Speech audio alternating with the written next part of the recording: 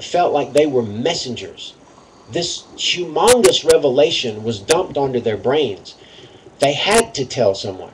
God now has a son. God didn't have a son before.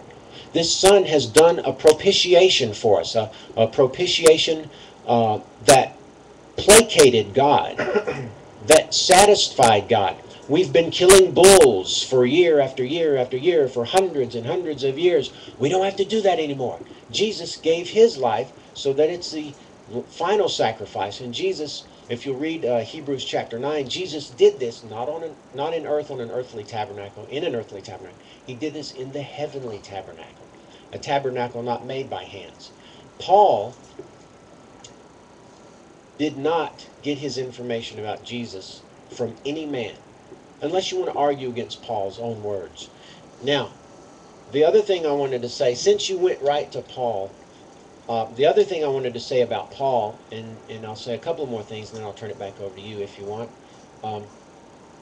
We have to take Paul as a little bit, I guess, a little bit more credible than hearsay, because we do have his writing. So it's not like I'm saying, well, Paul said and nobody can examine it. We do have his writing, so I'll grant you it's one step on the ladder above hearsay. But when Paul says that James saw him and Cephas saw him and 500 saw him, that is hearsay. That's the definition of hearsay. If I say someone else said something and they can't show up in court and give their own testimony, that's hearsay.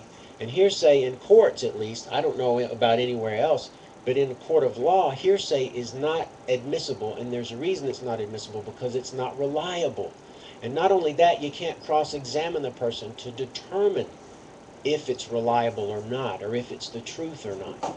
All we have are Paul's claims. We don't have those of James and all the 500 people that allegedly saw him. Let me say one other thing while I'm on a roll here. If we go to that passage, I think I printed it out here. I've got notes scattered everywhere.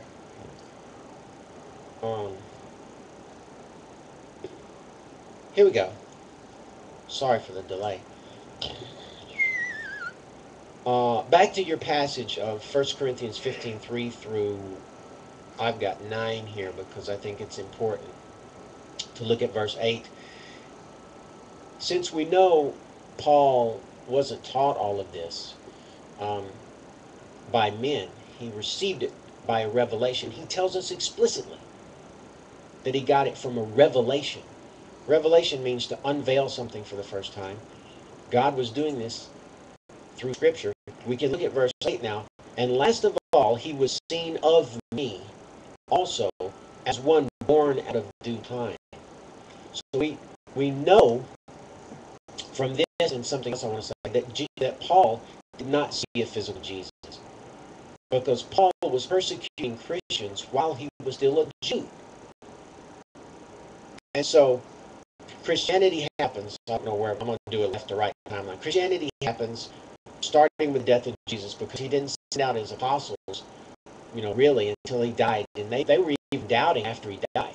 So once they start convincing and converting people, it's going to take years for that to grow to the right to a number where it's going to be something that the Jews would actually go and try to get rid of and shoot these people off. By the way, persecute doesn't mean catch them and torture them and kill them. It means to run them off. So for that to happen, and Paul was still not converted at that time, he was persecuting Christians. He did not see a risen Jesus. We know, we can be certain of that. So Paul himself did not see the risen Jesus. And here is another clue. He's telling us here that Jesus was revealed to all these other apostles, not disciples, and that he himself received the revelation from God, but only after the original apostles received their revelations. He's telling us here that it was as if I was born, out of due time. I was born late, but God still revealed it to me. And the other thing I wanted to point out about Paul was, if I can find it, here it is, was to corroborate my claim that he was persecuting Christians. I'm sure you won't deny that. For you have heard in my former conduct in Judaism how I persecuted the church of God beyond measure and tried to destroy it. So here we have Paul admitting, and there's two passages where Paul admits to persecuting the Christians, and that is a clear indication that he was still a Jew long after the death of Jesus. He never saw risen Jesus. And my claim is that he never saw Jesus, period. And so it sort of calls into question the whole thing when Paul himself never saw Jesus, never saw risen Jesus. And he tells us explicitly that he didn't receive his information about Jesus from any man. He received it directly from God. Now that harks back to the Jesus myth theory, but I just want to show that this is, this is the way I'm seeing it in these passages.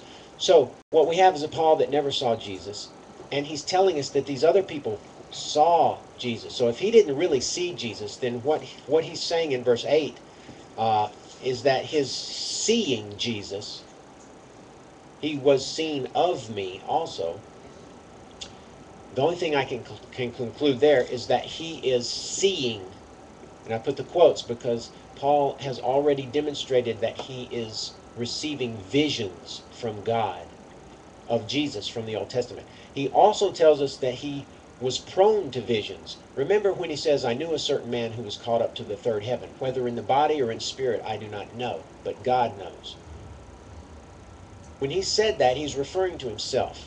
Scholars agree to that. He's basically describing a vision he had of being taken up to the third heaven and seeing paradise and such. We already know Paul is prone to seeing visions. And we have nothing here in the epistles of Paul that would tell us that he actually ever saw a human physical Jesus. So that's my take on Paul right now.